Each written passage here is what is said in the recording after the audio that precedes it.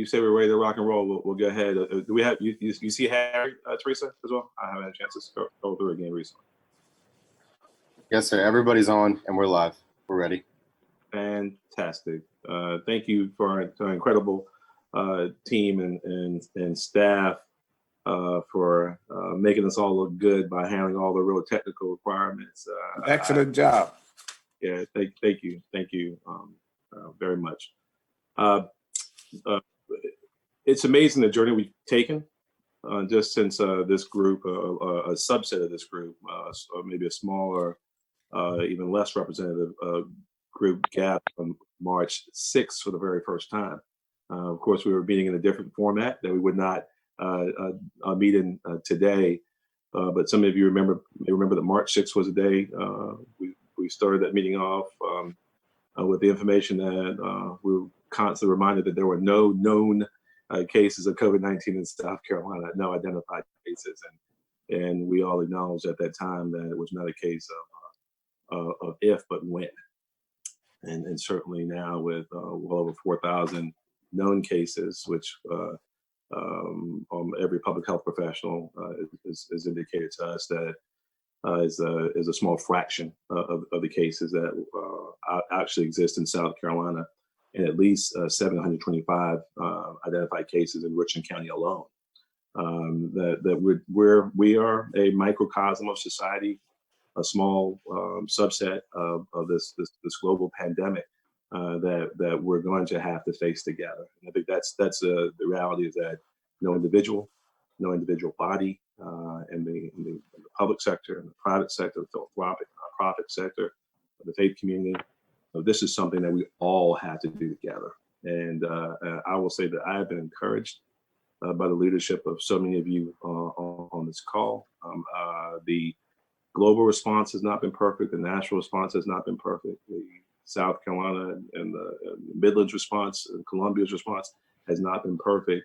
But I would tell you that I'm encouraged, very much so, by the collaboration and the intergovernmental and intersectoral leadership that we've seen to try and provide our folks with what they need. They need smart, thoughtful, compassionate, data-driven leadership that tries to stay ahead of the curve. And I feel strongly that together we've been providing that. It's not on the agenda, but if Dr. Smith, if you wouldn't mind, would you lead us in a brief word of prayer before we start? Yes.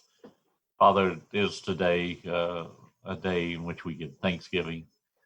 We thank you for how far we have come with the COVID-19. We thank you for the great cooperation of our people.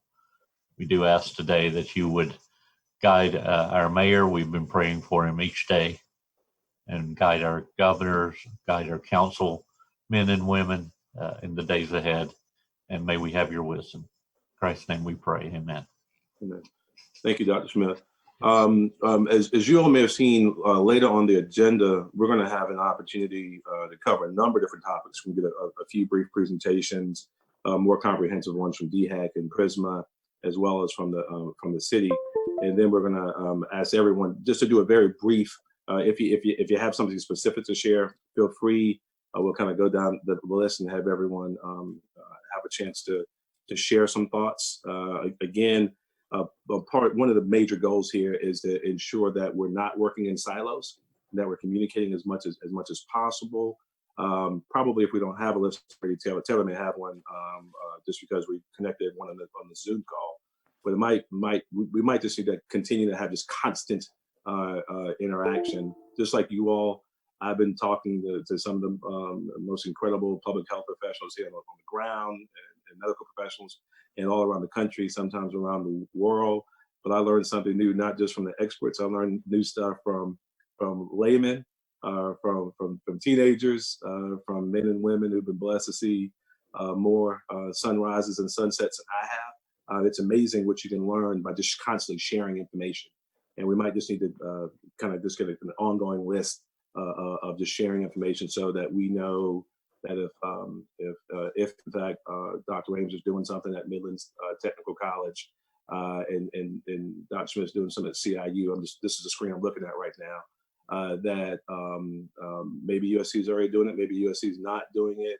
How do we make sure that as opposed to 10% of our energy is going in this direction, 10% going in this direction, at least on some of the most critical things around testing or contact tracing, or if it's sustaining our small businesses, our nonprofits, that as opposed to 10 going in 10 different directions, we can work the real intergovernmental, intersectoral leadership, having 1% of our 100% of our energies going in the same direction at the same time. We've seen some success in that regard, but I think it's probably a fraction of what indeed we can do. So later on, we're going to have opportunities for everyone to share just about 60 seconds, and we try to keep it tight.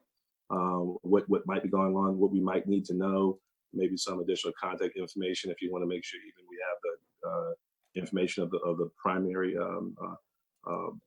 point person in your organization.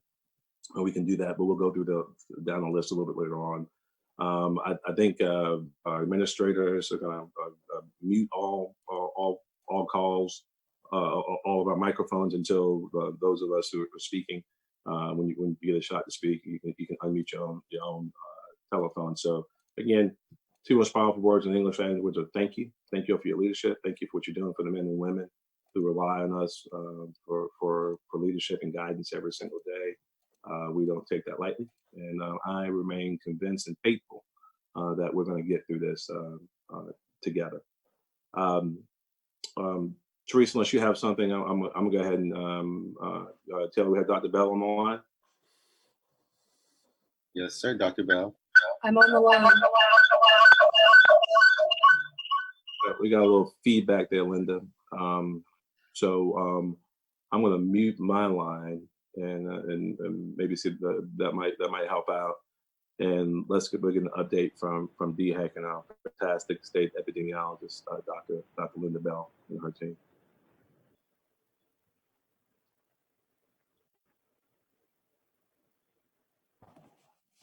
Do you want to call Dr. Bell? Tell JB I need help ASAP. Well, there you go. Dr. Bell, we can hear you. You sound good there, Linda, right now.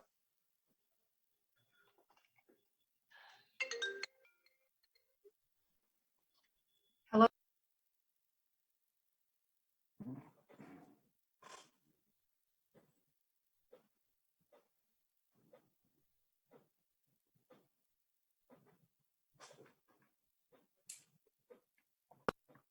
Can you hear me now? Yes, okay, ma'am. Perfect. I'll move ahead.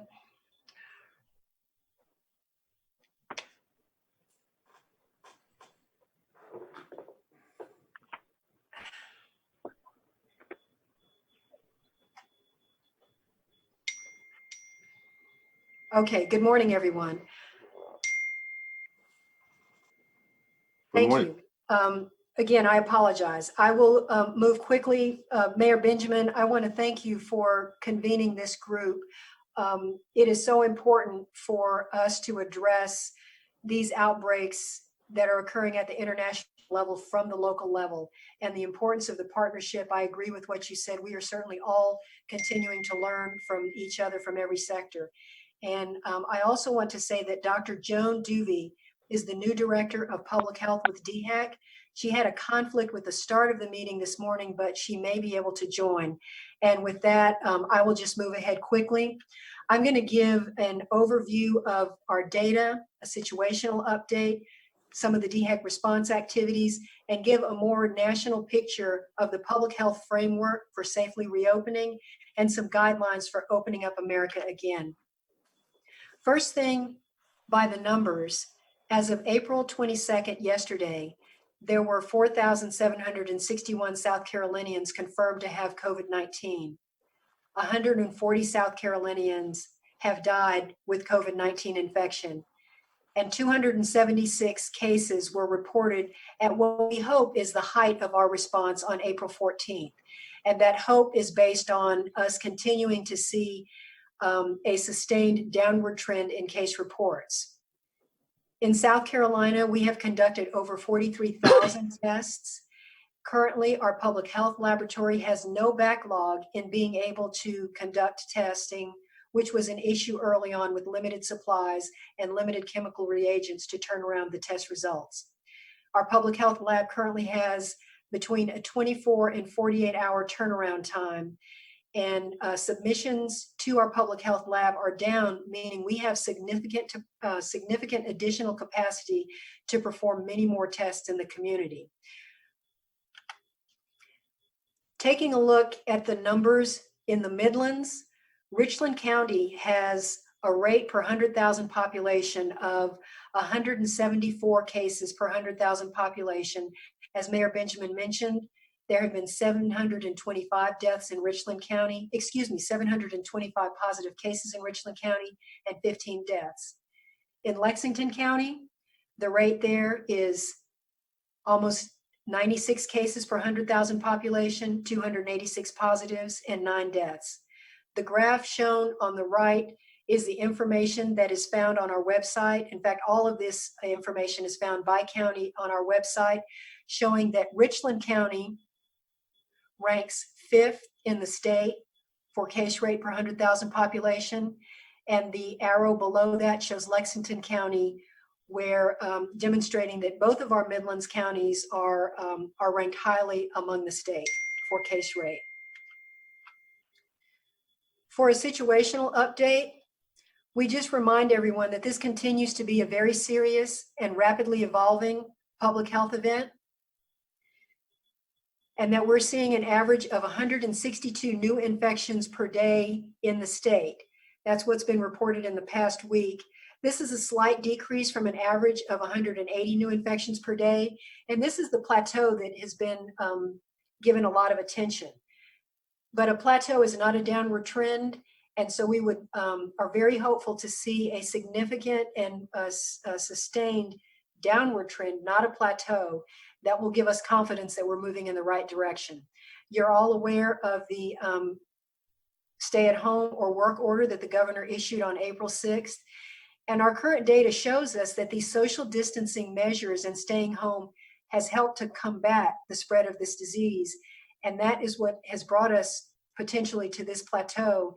And I cannot overemphasize the importance of maintaining that social distancing as we do guarded reopenings in the community, that we must sustain the social distancing and those personal protective measures in order to see that continued downward trend. This is a situational update showing that both locally and nationally, our elderly, and in particular African Americans, are disproportionately impacted by this disease. This information is also found on our website. The age group shows the peak of reported cases between age 51 and 60, and comparing that to the reported cases versus the reported deaths in the higher age group, demonstrating that older people are at increased risk for severe complications and death.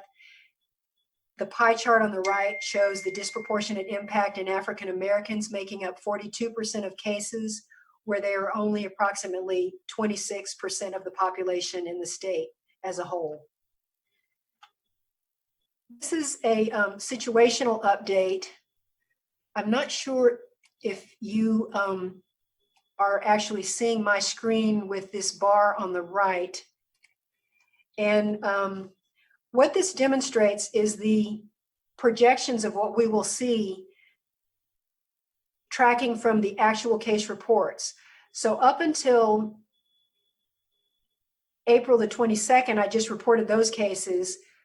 Our projections are that we will begin to see a drop in cases of 100 cases per day around April the 26th, dropping down to 50 cases per day around March the 5th. These are projections, and that red line shows a projected downward trend, but the influencing factors of those projections are based on the date when the projections began to be developed. But most importantly is that we will stay on track for those projections if and only if the levels of social distancing are maintained. And additionally, the degree of testing that's available, because what this curve could potentially look like is that if we are more successful in performing more tests in the community and we find more people, we may expect to see the case rate go up. That may mean that we are only identifying disease occurrence that was already in the community, but was unrecognized. So what we will be looking at is the actual volume of testing. So if we see test volume go up significantly, along with positive test results, that just means we're doing a better job of finding unrecognized cases. If our test volume stays about the same, but we see an increase in cases, that would be a troubling indicator that social distancing and the relaxation in some of these community activities would be a concerning trend that social distancing is no longer working.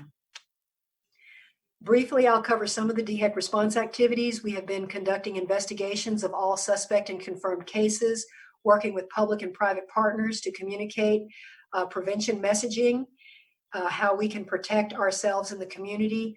We're taking our women, infant, and children's services 100% over the phone, allowing for more than 4,000 new WIC users. We're expanding options in a variety of food categories to address WIC product shortages, increasing the availability of public health data, and increasing testing capacity in rural areas and at-risk communities. ASTO is the Association of State and Territorial Health Officers, and they just released day before yesterday a public health framework for safely reopening. I won't go over the details of this report, and in fact, I have not reviewed it in detail myself, but what this framework does is how we can protect health and safety for workers in critical industries, in high-risk facilities, on mass transit, how we can monitor conditions and immediately respond to increases in transmission rates, and to advise the public regarding social distancing and face coverings and maintaining essential businesses and private services.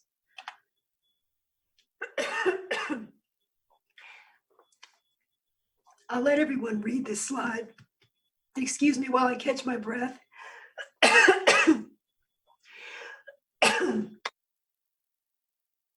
Happening.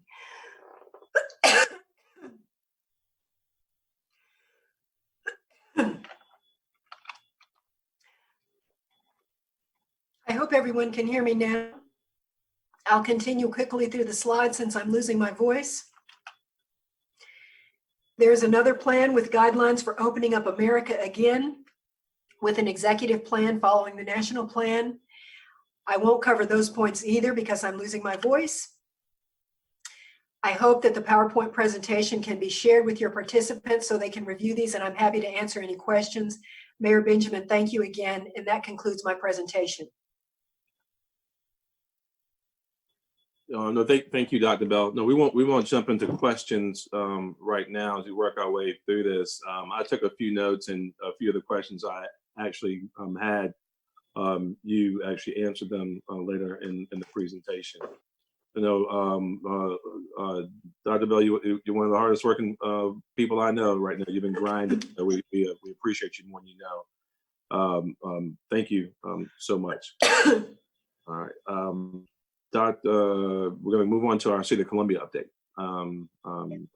Chief Tinsley and Melissa Lindler, and there are a lot of new people on the call, Harry and Melissa. So introduce yourselves as well. All right.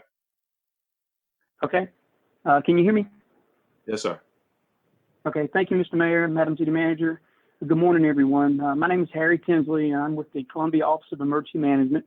And Melissa will give a brief here in just a second. I'm just going to hit a couple high topics of currently what is occurring in the City of Columbia and our operations plan. Our mission continues to be the same. We continue citywide mitigation and response operations. You know, we want to ensure the measures of life safety and reduce the impacts of COVID-19 on our city. Our command team is fully operational, led by City Manager Teresa Wilson. Early on in this pandemic, our executive team implemented our operational rhythm, which includes virtual meetings every Monday, Wednesday, and Friday. And the city manager sends a city manager briefing note is provided to our council every Monday, Wednesday, and Friday evenings. And it's important that we communicate. And this information includes the following format. We provide a situational update, any data on the federal, state, county, and city cases and testings, some executive dashboard summaries. It also includes our state EMD, DHEC, and hospital status information. I'm sure everybody is getting a lot of information on that level. Projections and risk assessments, reporting of our two primary efforts, which is our modified city operations plan and our economic sustainability plan. It also includes the city testing that we are providing to our workforce and departmental situational updates for all the various departments, to include our public media information platform and communicating information to the public. So there's multiple ways to get information.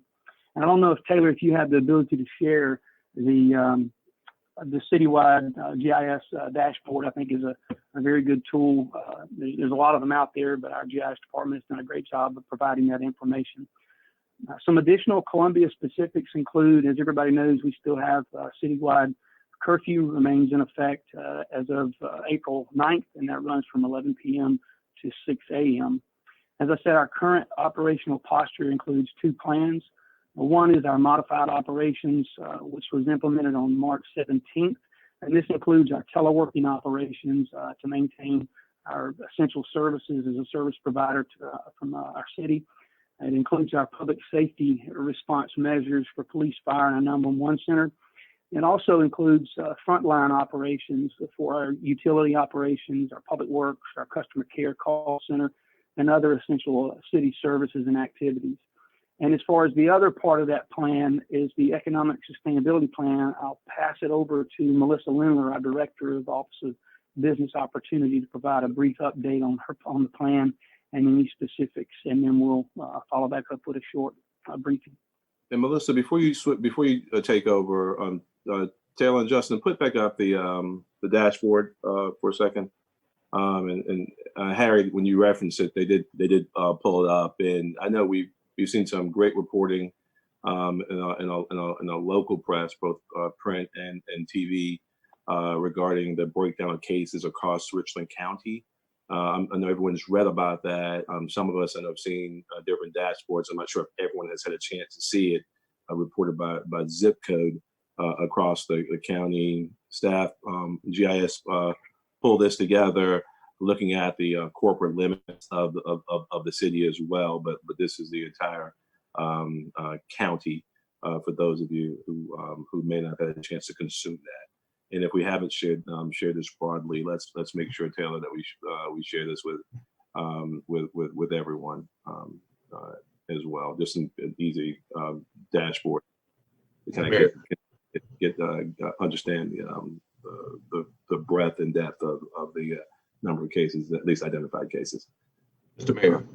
Yes, sir. Yes, sir. Vince. A question is being allowed to ask now.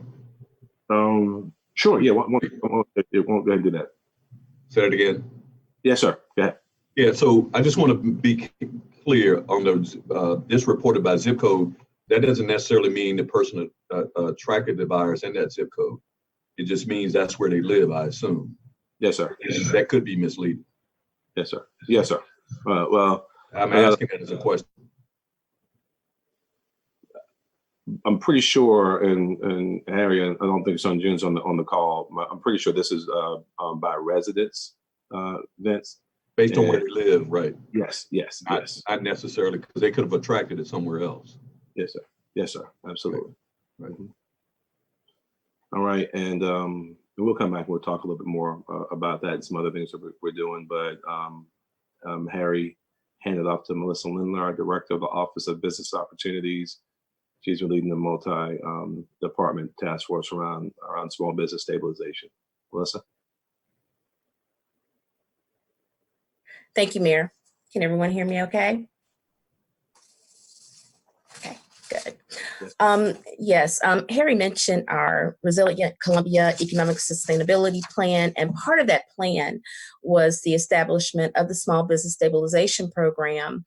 And thankfully, for our leadership, the Mayor, the Council, our City Manager, Teresa Wilson, having the foresight to place additional funds into a special established account for our small businesses.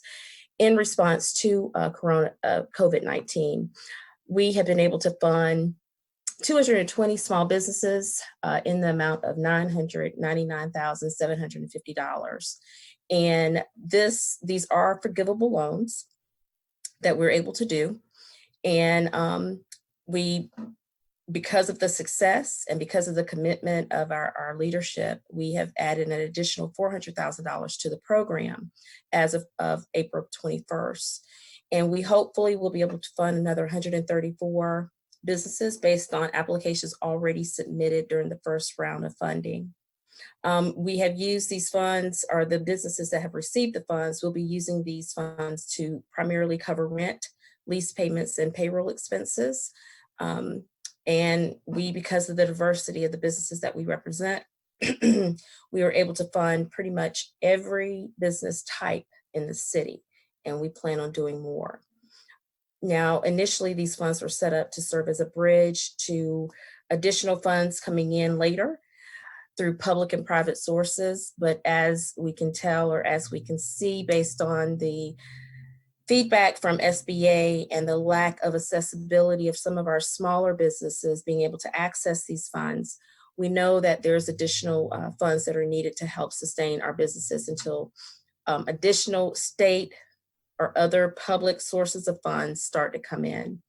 So we are seeking assistance, federal and state assistance, to help replenish this account. So we'll be able to help more businesses sustain until they're actually able to open and transition into more of a traditional work environment with their businesses. So we're happy about this program. It's been very, very successful. If you would like to hear more or see additional information that we're able to break down as far as how the funds were distributed based on types of businesses, the number of employees of the businesses that we funded, all of that can be found on our website at www.columbiasc.net/OBO. Good. Thank you. Thank you, Melissa. Just in closing, our continued priorities include maintaining effective service levels from our city as a service provider, ensuring our workforce protection, which includes our PPP, our personal protective equipment inventories, and our testing capacity, our sanitizing operations, and then our recovery planning.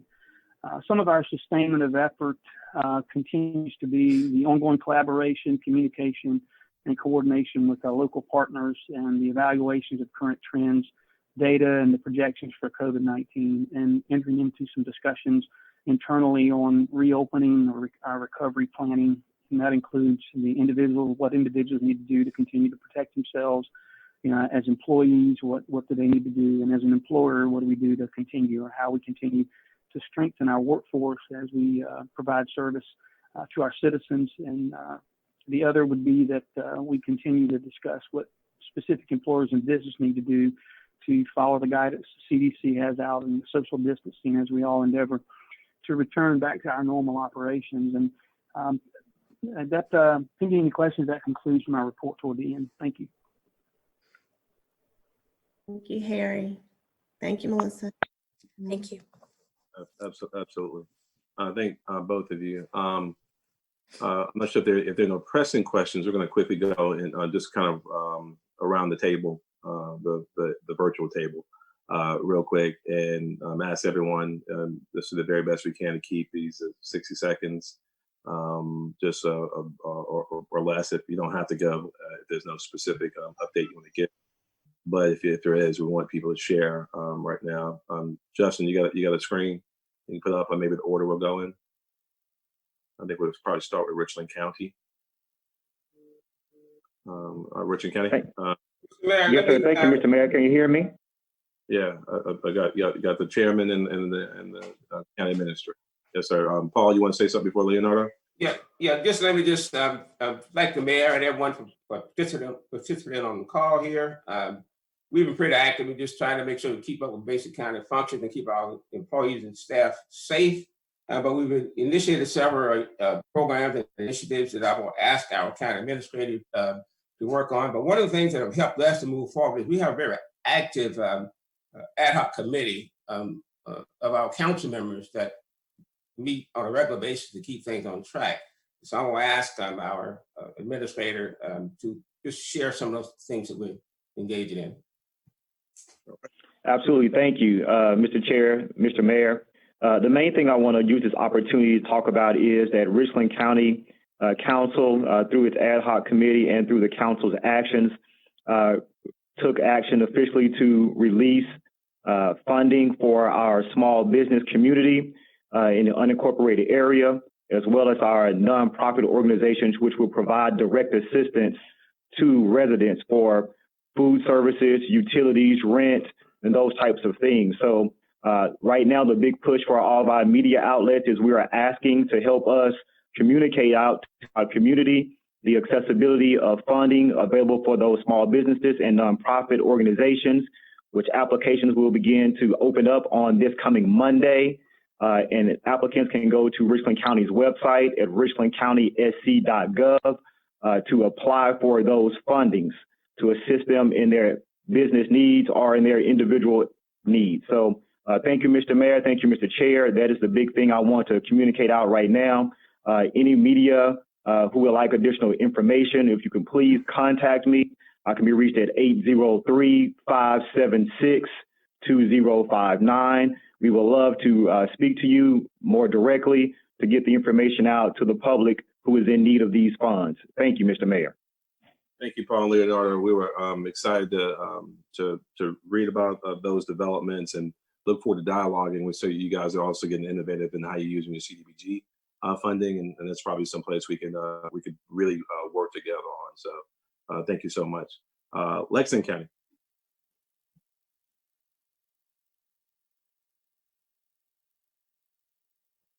All right, let's keep moving. Cayce. Thank you, Mayor.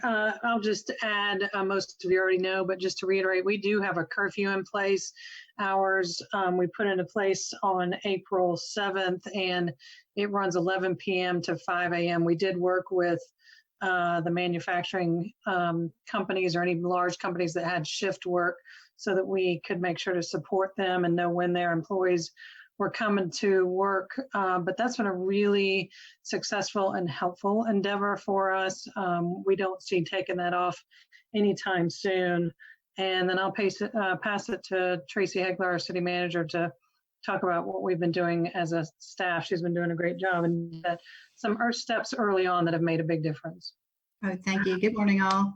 The only thing I would offer is that we are fully functioning and operational in the city. We went to a two-team approach fairly early on, separating our staff into one of two teams, and that has seemed to work, and we're remaining healthy. So I'm very grateful for that.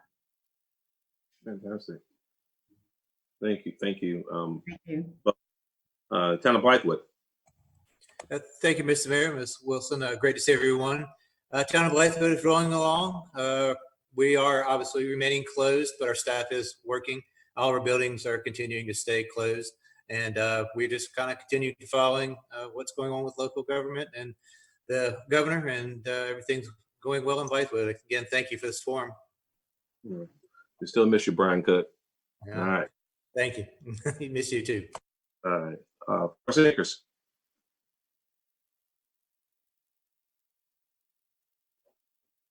All right. No report from Forest Acres. I think the mayor is going to speak, Mr. Benjamin. Is Frank on? If he is, he might be muted, Frank.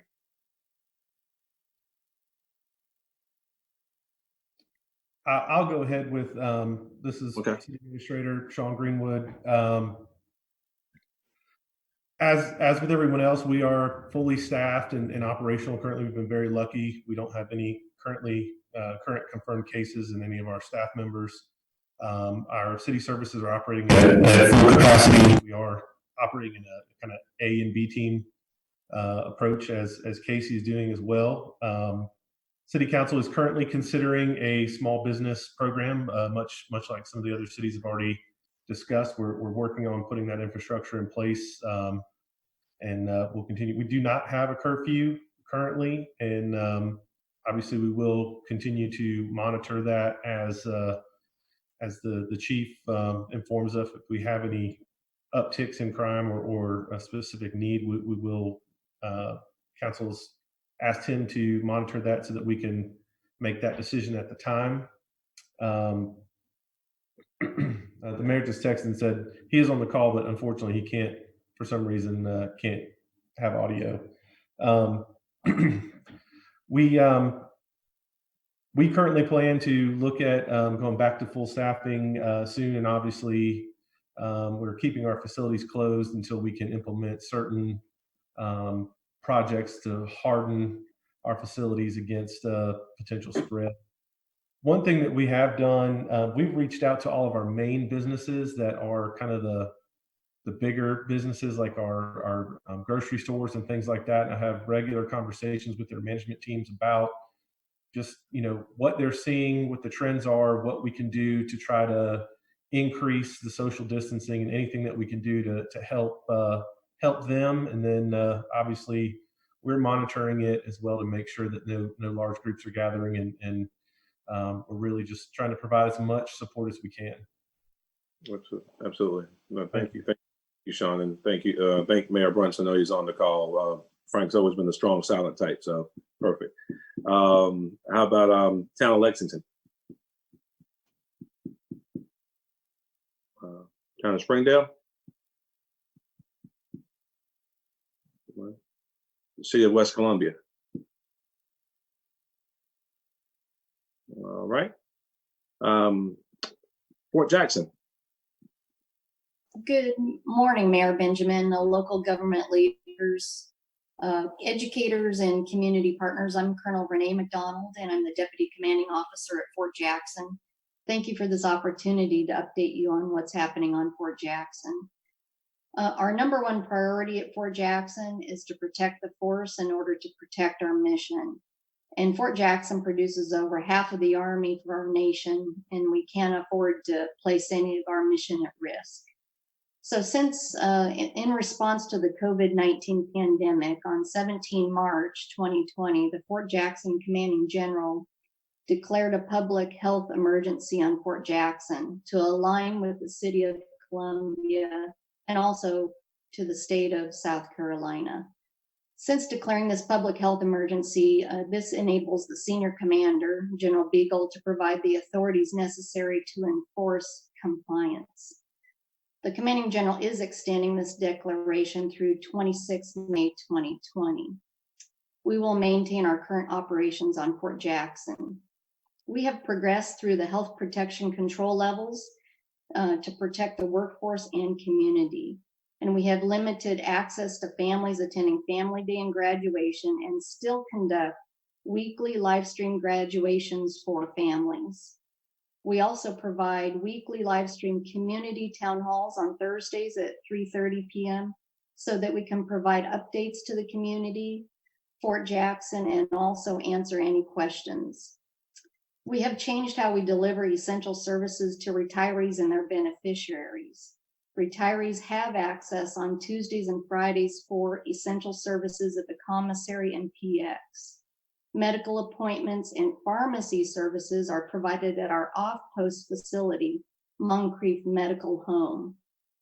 We have two vulnerable populations on Fort Jackson: our basic trained soldiers that graduate and our immunocompromised individuals visit Fort Jackson. Our basic combat training soldiers receive on-post passes every Wednesday and Thursday, and this is why we have chosen Tuesdays and Fridays for retirees and their beneficiaries to limit and minimize exposure of these two populations. We do have COVID-19 testing capabilities. We do have 2 BioFire lab test machines and 2 Gene Expert 16 lab test machines. And these testing capabilities provide rapid results to identify anyone with COVID-19. The Army had a temporary 2-week pause, 6 through 19 April, of shipping new trainees to basic combat training. And this week we started receiving new trainees again. These 2 weeks enabled all services time to put additional measures in place to protect the force. At Fort Jackson, we've installed cough screens at registers, customer service counters, placed floor markings to keep our social distancing, implemented policy requiring face covering requirements in all public facilities, and other protective measures. We continue our shipping operations of basic combat training graduates to their advanced individual training with safe and sterile bus and air transportation. A good news story is that we have shipped over 3,000 soldiers with 0 positives received on the other end. Today, I shared our priority, how we've responded to the COVID-19 pandemic, and how we are continuing to train our Army. Pending your questions, this completes my update. Thank you so much, Colonel. And obviously it goes without saying how important not just Fort Jackson, but the U.S. military is to the people here all across the Midlands, Lexington County, Richland County, and Columbia. We are fighting a very different enemy here, a disease that doesn't respect authority, doesn't respect leadership, doesn't respect borders. As I think Vince mentioned earlier, our borders are porous, but we continue to appreciate the leadership that you all under General Beagle have provided to the Midlands. So thank you. God bless you. All right, I'm going to go to our educational institutions, starting with the University of South Carolina. Thank you, Mr. Mayor, Ms. Wilson, for convening this group. It's wonderful to see all of our local elected leaders coming together to focus on this issue and bringing everyone together. The university, my name is James Smith. I'm grateful to serve the president of the University of South Carolina, and want to mention at the outset, first of all, no decisions have been made as of yet about the plans for the fall semester.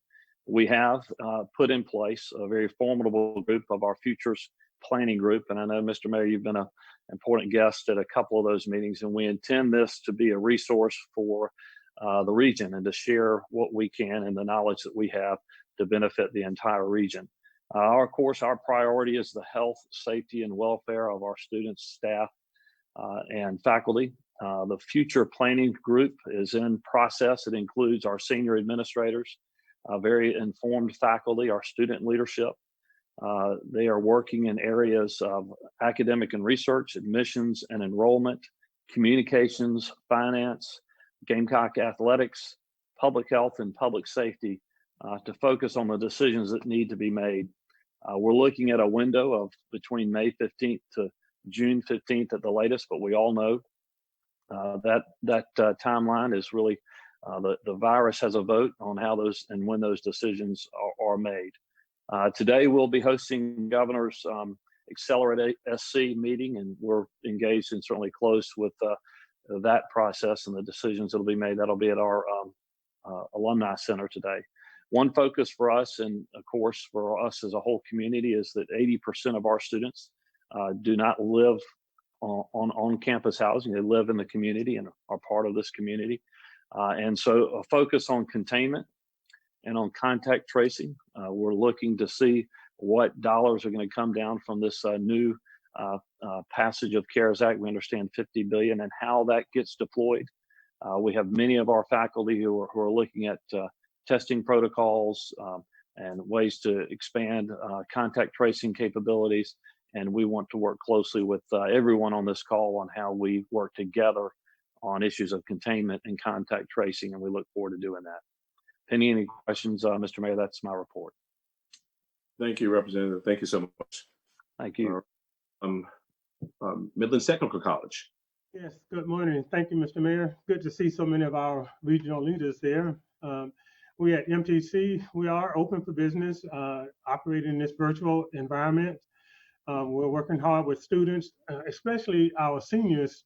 As you know, many of our students require a clinical hands-on touch in many of our career programs. And so we're working through some processes to help those students to get the necessary skills that they need. Our number one objective is to help and to continue to build the workforce of the Midlands. And so that's been our key focus. In terms of what's going to happen going forward, we will be in a virtual environment this summer. Like UofSC, we've not made a decision about the fall at this time. We'll be making those decisions in the coming months as we learn more and see what's happening in the environment. The number one objective is to make sure that the students are safe, make sure that our faculty and staff are safe in this process. And I've been really, really proud of the response that our faculty and our staff have shown, as well as the students. They really have, I think, adapted to this process. Obviously, not everybody is cut out for this virtual world. We also know that we have a digital divide in the state that needs to be addressed going long term. But the college has made accommodations for all of our students. And so we're here and we're really continuing to work on developing the workforce for the Midlands of South Carolina. Thank you, and I'll be glad to answer any questions. Well, thank you, Mr. President. Benedict College. Almost afternoon, colleagues. Thank you very much for allowing Benedict College to be a part of this important conversation. At Benedict, we are completely focused on the arc of the COVID-19, and that is agility, resilience, capacity, and of course, containment. As we move closer to the fall, we, like our colleague institutions, have not yet made a decision as it relates to the fall semester. However, we are proceeding this summer on an entirely virtual calendar and have already adjusted our summer bridge program to ensure the safety of our students. We, of course, have a delayed commencement schedule as well. So we are continuing to monitor. I will be joining the governor's Accelerate to South Carolina conversation later today on behalf of private higher education to see how we can safely accelerate the process of re-engaging our students, faculty, and staff with, of course, safety as our primary focus. Happy to be a part of this group, and thank you very much again, Mayor, for including Benedict College. Thank you, Madam President. Allen University. All right. Columbia. Good morning. Hey, Doug, thank you. Hey, good morning, everyone. Hey, I'm Doug Taylor, Vice President of Institutional Advancement here at Allen, on behalf of our esteemed President, Dr. Ernest McNeely. We are operating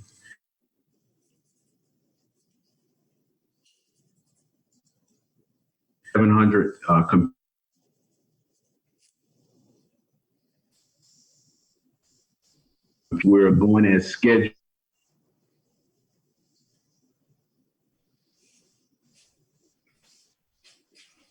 Doug, we're not getting your audio too well, brother. You there? Yeah, we're here. Yes, sir, we're here. All right. Hey, Doug Taylor, Vice President of Institutional Advancement here at Allen University, on behalf of our President, Dr. McNeely.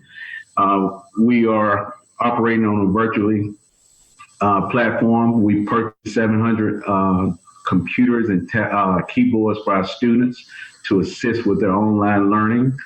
All of our employees are working from home with a skeleton executive staff here on campus. Our commencement will go on as scheduled virtually on May the 9th. More details will be coming with that.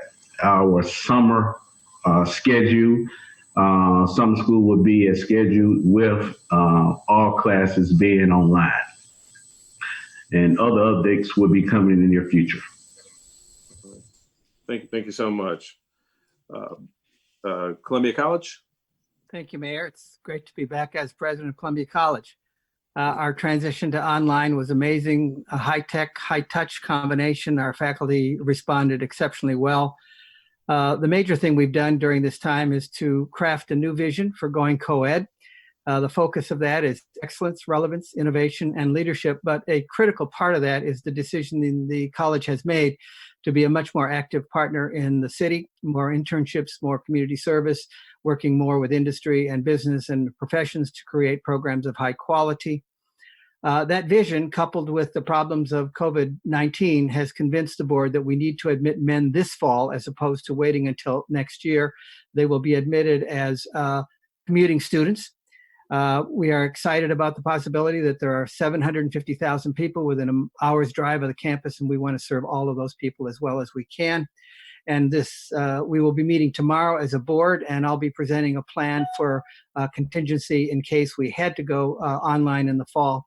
And we've developed strategies to do that, or some hybrid of the combination. excited to be back and excited to serve Columbia. Thank you.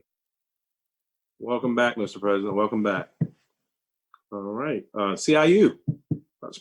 Thank you, Mr. Mayor, and thank you for all your work and everyone on this call for the great work you're doing. CIU moved to a virtual university in just a matter of 2 weeks. We have now, with our K-12 Ben Lippen School here and CIU, about 3,000 students. We moved over quickly. That has functioned well with very little problems. Great team response, and we now have all of our staff also working from home. So you have 200 more that are working from home. We did move our graduation to August 15th, and we are focused hugely on being the safest, cleanest campus this fall, and looking at being operational this fall as normal, but with everything focused on safety and cleanliness. This week in particular, I know many of the schools probably are focused on this, but we're excited. We've applied for several grants, and we will be handing out up towards $1,000 per student for student expenses and student problems. Most of our students are from this area, and that is a direct gift to them. Some of that comes through the Pell Grant process, and the students, that will be refunded to them this week to assist them with anything from housing to any of the expenses they've had. That is not the refund that we will also give them, but just we are focused. The other cool thing that I've seen out of this 2-month period is, as you know, Columbia International University is focused very much on community service, and our students are out everywhere, picking up groceries for people, dropping by and doing housework for them, whatever might be the case, in a safe manner. And it's been exciting to see that. Amen. Thank you so much. Now we're going to shift over to K-12 educators. Richland School District 1. Thank you, and good afternoon, Ms. Mayor and everyone. In Richland 1 and certainly across the state, we've been closed since March 16th, but still active in some essential operations.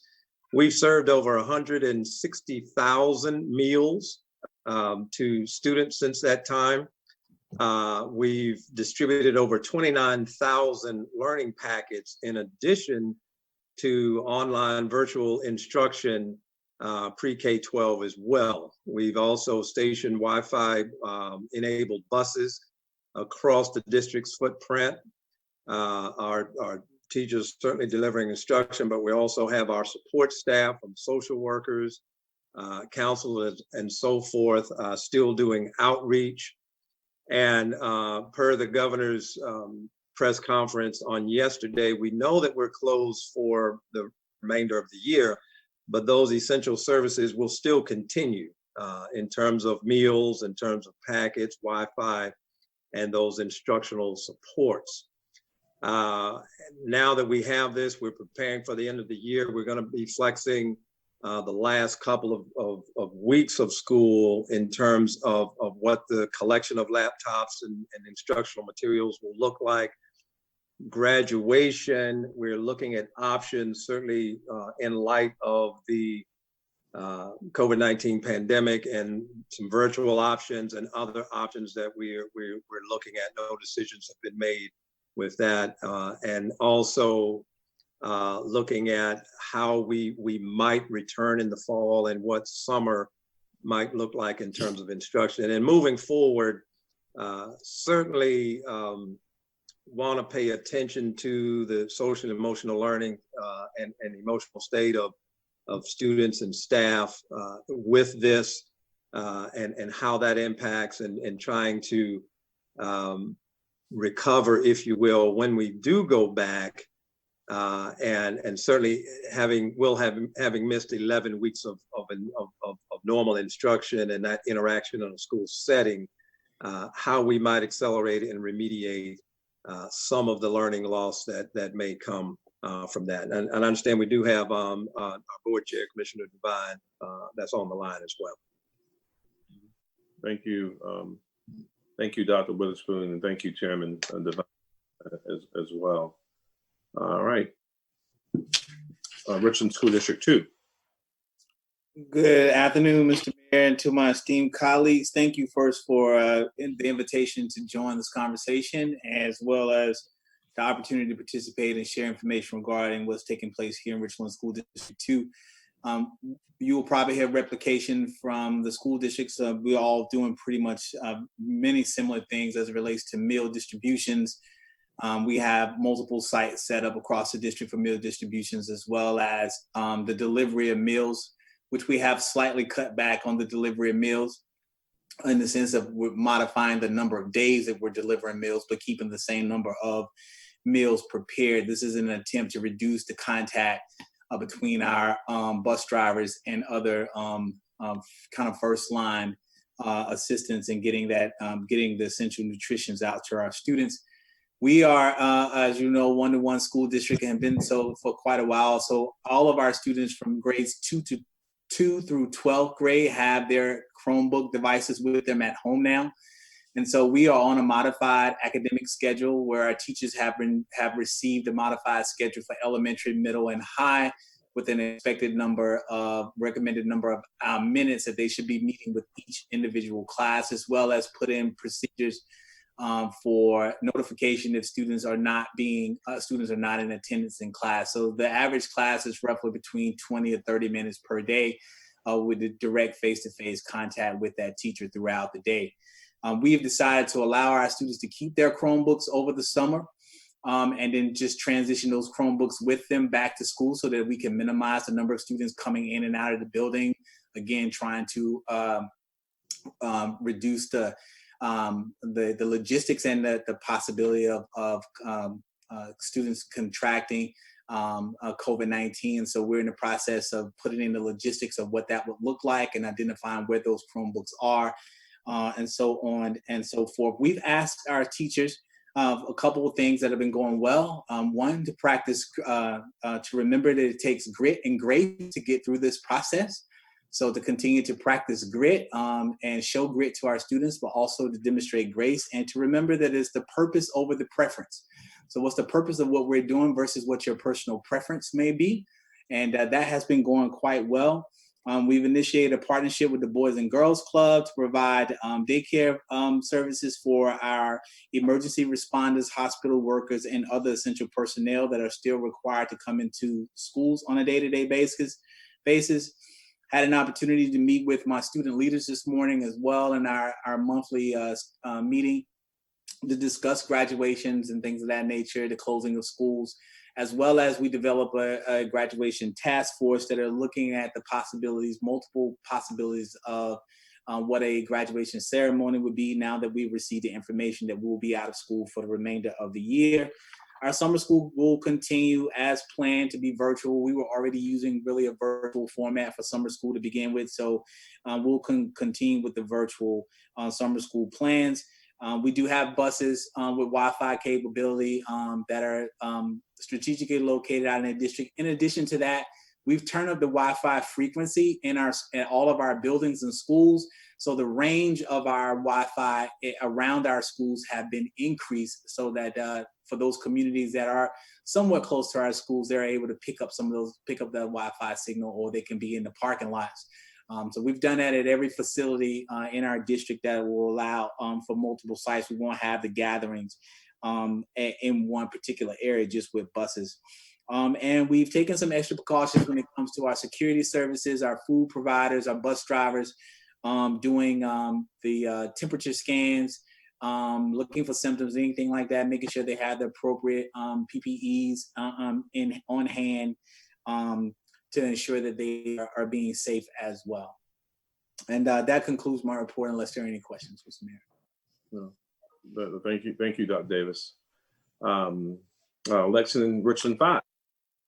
Thank you, Mayor Benjamin. I'm Christina Melton, Superintendent of School District 5. I have to also pause to say hello to our Irma High School Hall of Famer, City Manager Wilson, who's on the call. So thank you so much for this coordination. School District 5 was, unlike some other districts, we have not been a one-to-one district. So the closure of our district, our elementary school students were not prepared, nor were elementary school teachers. But today, for all of you across the Midlands to know, I celebrate the commitment of our teachers And I celebrate our very small team of technicians who have handled so many tickets to make sure that we can make this learning platform of virtual distance learning a very successful initiative for ours. We miss our kids, they miss us, we miss our families, and so know that we are going through an adjustment, and we are very concerned about the physical well-being of our students, but also the mental and emotional well-being of our students and staff as well. Mayor, for you to know, School District 5 in the 5 weeks of closure, we have served over 175,000 meals to our students and to our community. To give you some personal stories, I have seen high school students ride their bicycles with an empty book bag to get food for the week ahead. I have seen families driving luxury vehicles who ask with vulnerability and caution, can I be here to get my meals for my kids because we don't qualify for free reduced lunch, but my husband is unemployed and we do not have benefits yet, or we've just had reduction in hours. So it is personal in School District 5, and the profile and the stigma of what we used to think families in need of meals and assistance, that has changed. And I'm grateful that this community is coming together and that we're moving beyond the stigmas and the out-of-date profiles that were so inadequate and so disrespectful. So School District 5 is trying to respond to that. In addition to those 175,000 meals, we are delivering on average 140 snack packs and packages of instructional materials per week as well. Like Dr. Davis in Richland too, we have strengthened our Wi-Fi signals in our school campuses so that families can come in vehicles and sit in our school parking lots to have access, or students who drive can come and do that. Our social media has taken to a whole new level. If you all are following us, we are inundating you. And if you haven't heard of us, check out hashtag Pride and 5, the number 5. We are celebrating as much as we can and trying to communicate as often as possible. Like every other school district in our state and across the country, we are concerned about the class of 2020. They feel forgotten and unseen, and we're trying to make sure that we do things innovatively for them. But we're also working on those other end of the year events. You may be surprised. I've had questions about kindergarten graduation, 5th grade graduation, yearbook signing. So all those things that bring kids comfort and rites of passages have truly been compromised, and our team is working towards what is that going to be. Graduation is likely the biggest rock of concern for us, and not just the location and the distancing, but also the safety and security of how we can make sure that people enter sites and what that may look like, and what kind of expectations are we going to have for those that we allow in. We know that we need to work with law enforcement and other variety of agencies, but we don't want to compromise their focus for us to have our events. So thank you for this partnership, strengthening opportunity, because there are many things on our mind that differ depending on our specialties, but how exciting to know that we are having this together. So Mayor Benjamin, thank you for including PK through 12 education. It means so much that you value the voices of these superintendents. No, thank you, Dr. Melton. Always there, picking up so much, taking copious notes from everyone who's presenting some really good ideas, just smart, thoughtful, forward thinking, and also wrapped in a whole lot of compassion. You learn something new every presentation. I had no idea that Irmo High School had a Hall of Fame. Now I know that, and of course, I wouldn't expect any less than Ms. Wilson being a member of that Hall of Fame. All right, let's keep on going, and let's do our best to keep them tight, y'all. I want to make sure we hear from everyone. Carl Blackstone, President CEO of our Chamber of Commerce. Carl was on early. You still on, Carl? Mayor, I caught me flat-footed. Thanks for this opportunity, and appreciate everybody's hard work as we adjust to the new norm. The chamber is we're really concerned as well of the next few months. I think we did a good job, not as the chamber, but as a community, and showing patience as we go and learn through this new process. We're going to be surveying our partners quite extensively over the summer and the next few months on the impacts they're having. A lot of companies that I talk to are nervous about opening up, quite frankly. They're anxious to be back in business, but they recognize the risks associated with opening too soon, and concern for their employees as well. So I think as the next few weeks unfold, we will be very much engaged in reopening the business community, but but we got to be patient and we've got to be thorough in how we do that and manage that process. So we'll keep y'all posted on that as well. Thanks for this opportunity, Steve. No, thank you, Carl. The COMET. Good afternoon, everybody, Mayor, Ms. Wilson, and esteemed community leaders. Thanks for having me speak. At the COMET, we have been doing a lot to ensure the safety of our passengers, employees, and others that utilize our system. We are operating on a Sunday schedule, meaning that routes generally operate hourly except on Two Notch Road and North Main, where we're operating every 30 minutes. For areas that don't have service, because we're on a Sunday service, we are doing an on-demand service where people can call us between 7 a.m. and 7 p.m. and we'll send a bus to pick them up and then drop them off anywhere in our service area. We are detailing our buses daily. We have utility workers that clean our buses in the evening time as well as during the midday periods at COMET Central, which is the Laurel and Sumter Transit Center. We're only allowing people to ride one way so that people are only traveling for essential reasons only. The transit system is free for all modes. The COMET, Reflex, and DART ADA paratransit service until the state of emergency ends. We have had to furlough some of our contracted staff. However, we are in the process of implementing a food delivery service in partnership with the city's food policy committee and several nonprofit organizations, which will be able to bring some of those drivers back to work. And we're using some of the Federal Transit Administration CARES Act funding to help cover our costs in providing this. So no cost to the community for us to do this food delivery program. We're also detailing our bus stops, including bus shelters, benches, and panels on those shelters to ensure that they're clean and safe. So we're doing our best to keep people safe, and we're here to keep moving people for essential needs until this passes through. Thank you so much, John. The United Way of the Midlands. Thank you, Mr. Mayor and Ms. Wilson. Really appreciate this opportunity. Thank you for bringing us all together again.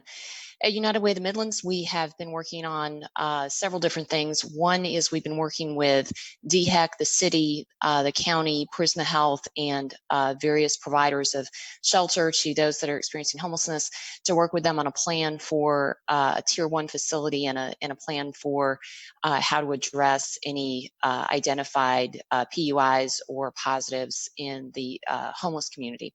We've also been working with DHEC, the county, and Prisma to figure out a plan for screening individuals that are in shelters right now. We have been implementing in our meal share program a lot of social distancing in terms of those programs. A lot of those programs, particularly the ones that we're feeding in the park, have gone mobile. We have updated our resource guide that we provide to all of our partner agencies in partnership with the Richland Library. At our 211 statewide, United Way statewide information referral service, we have seen almost a 600% increase in the number of requests for food assistance. We've seen about a 250% increase in requests for rent assistance. We've seen a large increase in the number of motel requests for people that had been living in motels that no longer can pay for it and now need vouchers to stay there. And a significant number of people that have been accessing 211 are new to accessing resources like this. So this is really their first time experiencing this kind of reduction in hours and job loss. We have a United Way of the Midlands COVID-19 response fund, and we have raised $746,000 in that fund. We have been coordinating funding with the city, the county, and the Central Carolina Community Foundation in granting out those dollars to agencies that are providing direct service to people affected by COVID-19, such as rent support, food access, and emergency sheltering. I also want to thank the city and the county EMD offices. One of the very first things that we did was identify hand wash and portalet locations for our folks that are experiencing homelessness as well. And both EMDs were very instrumental in getting that done quickly. And that's my report. Thank you so much, Sarah. The Central Carolina Community Foundation.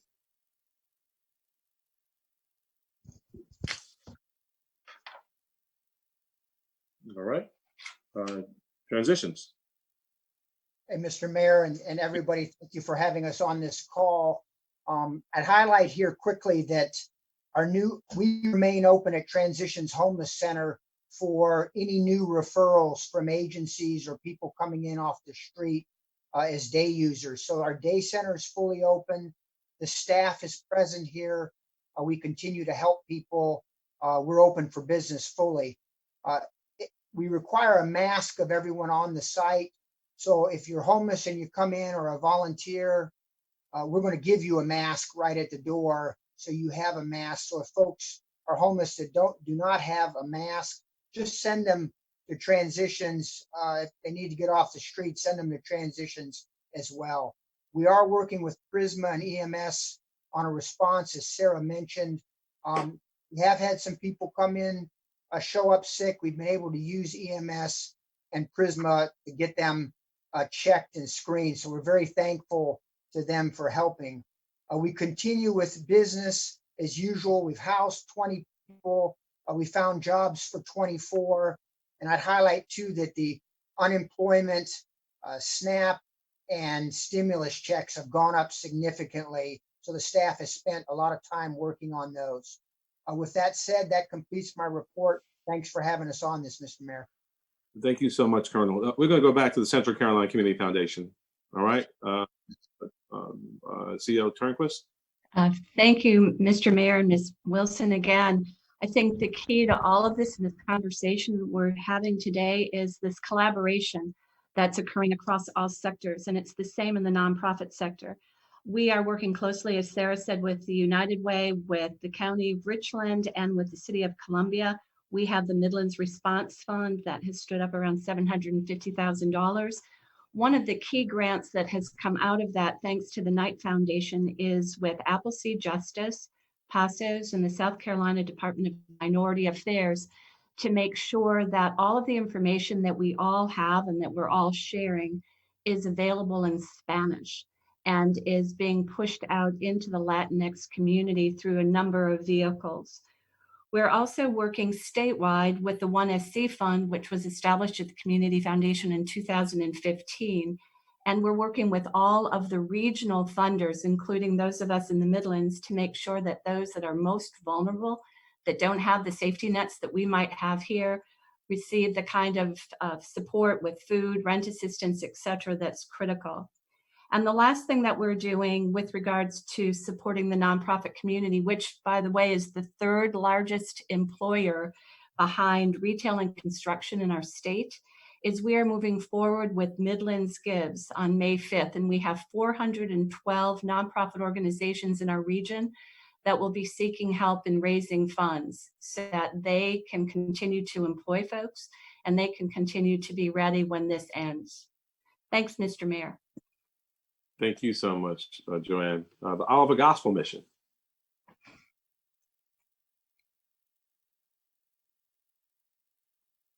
Travis, you there still? Mute. Yes, right. Thank you, Mayor. So good to be with this team, a newcomer in town, and I'll tell you what, it's just been inspiring to be a part of so many great organizations. A great shout out and kudos to Sarah and her team. Just so knowledgeable, so responsive, and so helpful to me at this time. Craig at Transitions. At Oliver Gospel, because our blueprint is a lot smaller, but we are still open. We are still serving. We're serving about 300 meals a day, if you count our breakfast, lunch, and dinners at Toby's Place, because it is pretty much self-contained. We are still ministering to our women and children there, as we are our men on Taylor Street. One pivot that we did make, just because of our space constraints, the need for meals downtown has increased, of course, because we have fewer people serving downtown. Now, we're now serving between 150, and this Monday we were over 200 with not just men, but men, women, children, anyone that walks up on Taylor, they can eat still a hot meal with a to-go plate. I was able to make great connections with the South Carolina National Guard. Our staff was just commenting this morning how grateful they were to have these fabulous, wonderful, positive spirited people coming to serve with us just during that hour time when we're doing the service at around 5 o'clock in the evening.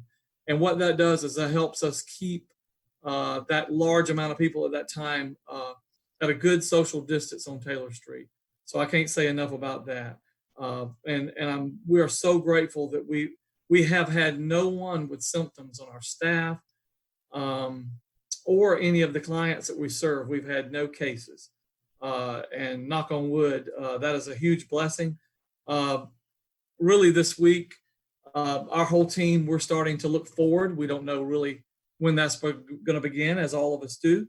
But we're taking on 3 words that we're going to begin to plan around, and that's slow, safe, and smart. So slow, safe, and smart. So I've asked all of our team members to devise whatever the next step is in the re-entry into the new normal at our thrift store, our women's center, and our men's center, and how that will look for Oliver Gospel. And that's all I have now. Thank you so much, Reverend McNeil. Columbia Food Policy Committee. Good afternoon, everyone. The Food Policy Committee has been very active. We've been meeting on a weekly basis with nonprofit partners, with city officials, with county officials, our membership and subcommittee members. We have worked on a food resource guide, which I'll send everyone the link to as well. We've worked to connect our local nonprofits with the local ag community. As we know, so many of our farmers are looking for outlets to get produce out, as many of our restaurants and other traditional food service industries are not open currently. And also, we are strongly encouraging all of the nonprofit partners that have been a part of our cause to apply for these funding. So that CCCF funding, that United Way funding, if they're applicable, city funding, as well as glad to hear about that county funding that's going to be released on Monday. And we're also continuing to look at some other avenues that we can advocate for the community to better access food during this time as well. Thank you so much, Madam Chair. Harvard Soap.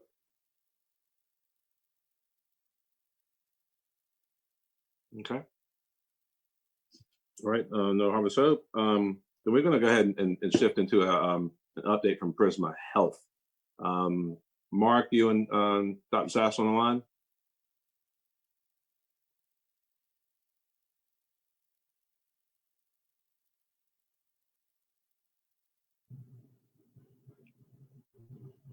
All right.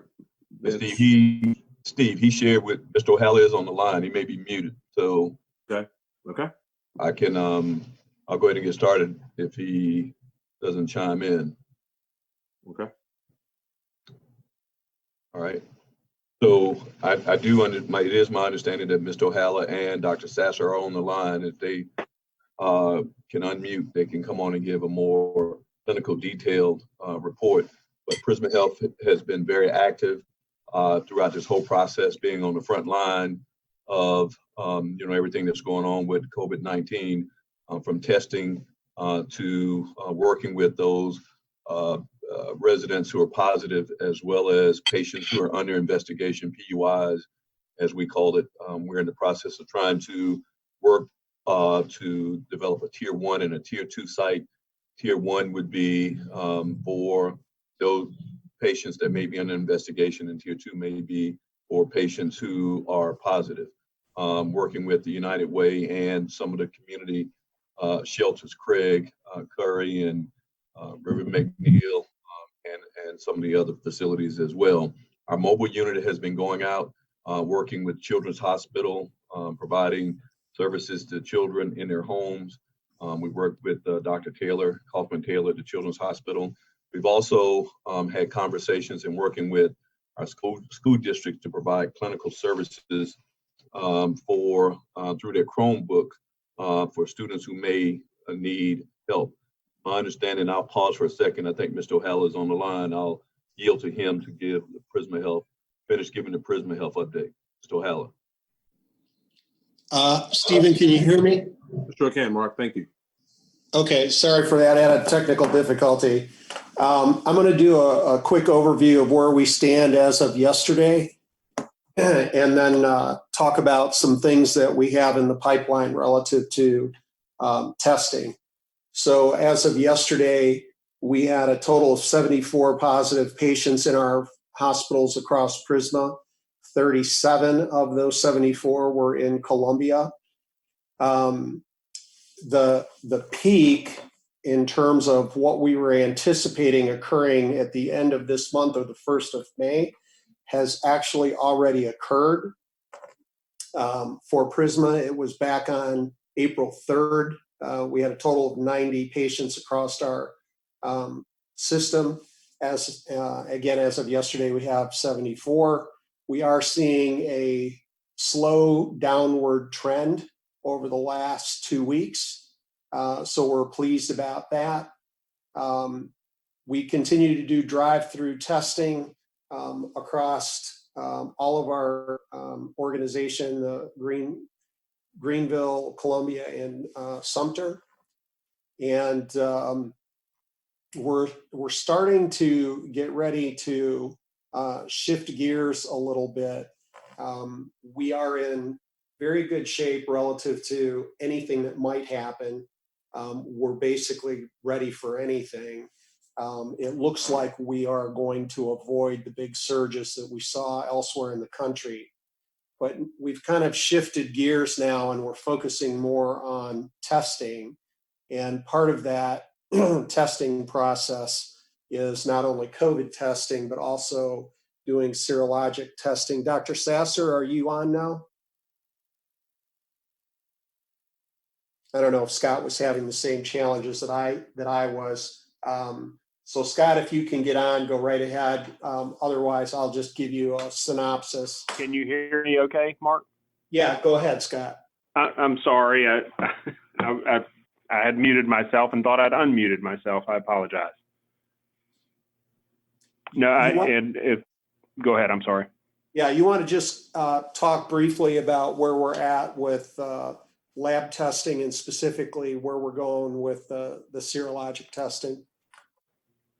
Yes, as Mr. O'Hara pointed out, we've done a lot of our focus, like other healthcare institutions across the state and the country, has been on screening individuals for symptoms and then pursuing testing for the virus to determine if they're a positive patient who has COVID-19. And we continue to do that on multiple fronts in the outpatient and inpatient environment, as indicated clinically. We will begin to bring on antibody testing, which you have also seen and read about on a national level. And what this does is this gives us indications of how many individuals have actually been exposed to and had the virus, even if they were symptomatic or asymptomatic. And so it'll tell us if they've developed the antibody response to the virus. So a little bit different than testing for the virus, now testing for the immunologic response to the virus. Thanks, Scott. And could you also just briefly comment on what we're currently tracking relative to the skilled nursing facilities? Sure. We've been working in partnership with, as you on this phone call know, with everybody across our community, in governmental, other healthcare institutions, nonprofit, corporate partners as well, in that whole community response framework. And we're, like many of you on the phone call, monitoring what goes on across our state. And we know as healthcare providers, healthcare entities, that folks in skilled nursing facilities are more vulnerable and at higher risk. So we're continuing to stay in contact with those facilities and offer any assistance that we can, whether it's in infection prevention or clinical input or supply chain, PPE resources, and helping those facilities, should they need to send someone to the hospital, navigate our healthcare system to get those patients taken care of. Thanks, Scott. Stephen, also earlier this morning, I had a communication with the South Carolina Hospital Association. There's a push. We've been trying to look at ways to expand COVID testing out into the rural communities, and found out this morning that expanding testing has become a priority talking point between the Assembly, DHEC, and the Hospital Association. And so it looks like we're going to partner together, all three groups, to expand available COVID testing across the state and particularly into the rural communities. So there will be more coming on that in the next several days or into next week. And then, did you want me to talk about the slide at this point, or did you want to save that for later? I think we can wrap at that. It was just I found it particularly compelling in our previous conversation. Thought we should share it with folks. Mm-hmm. And I don't have access to the screen. Is that something? Yeah. There you go. Thank you. Mm-hmm. And again, Scott, feel free to add any narrative or comment beyond what I talk about. So Prisma spent the first 5 weeks of this pandemic, frankly, just preparing and making sure that we had enough beds available, enough vents available, enough PPE available. And over the course of the last week or so, as we became comfortable that we had all of those potential issues resolved and were comfortable with where we were, we started to drill down into the data relative to the testing that we were doing. And this slide is one of those early passes at starting to do a deeper dive into the statistics. So what you're looking at on the left-hand side, the 5 bars on the left-hand side of this graph, is the African-American community across the Midlands market. And on the right-hand side, those second 5 bars is the white community across the Midlands market. And so that first blue box is simply the percentage of the Midlands population that's either African-American or Caucasian. So 38.5% African-American, 55.2% Caucasian. The orange box is the percentage of our testing for each of those groups. So in the case of the African-American population, we tested 39.3% of our total testing was dedicated for African-Americans, which is slightly more than the makeup of the population. And conversely, for the white population, it's 48.9%, so slightly less. The green bar is a representation of, out of looking at the African-American population, out of that 39.3% that were tested, 19.2% tested positive. And if you look inside the box, you can make out the numbers. So we had 3,301 total tests in the Midlands, 1,298 were in the African-American population. Out of that 1,298, 250 were positive. Out of that 250, the next bar shows how many were hospitalized because of the illness. So approximately 43% of those people that tested positive were in the hospital. And then the last bar is out of that 107 who actually were hospitalized, approximately 23.4% passed away from the virus.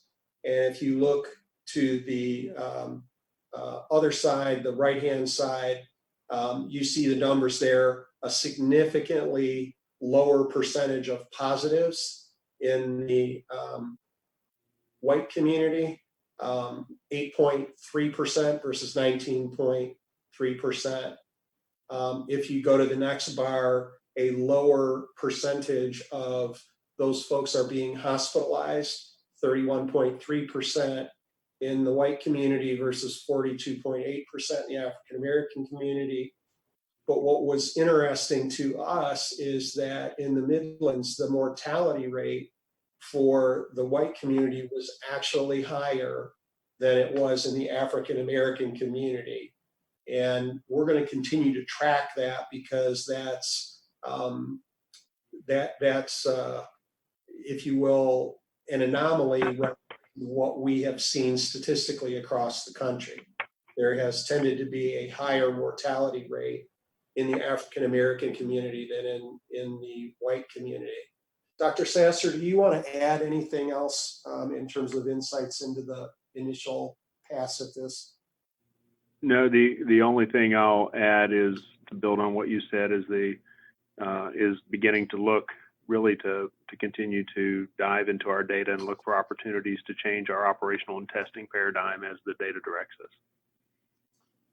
And I think the working theory, not only for Prisma but across the country, is that the hospitalization rate and the mortality rates have been linked to the complications, the comorbidities in the African American population. So the higher prevalence of diabetes, the higher prevalence of cardiovascular disease, higher prevalence of obesity and those kind of things, which unfortunately are a large part of the COVID virus in terms of where it tends to rear its head in the worst ways.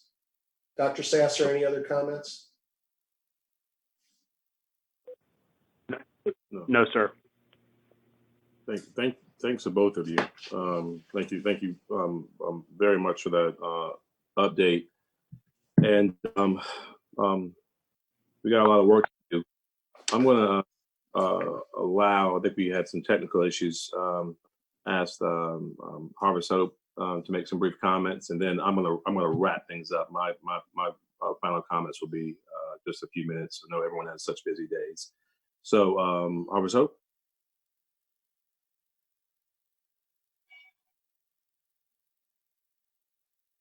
Are you there, Denise? Okay.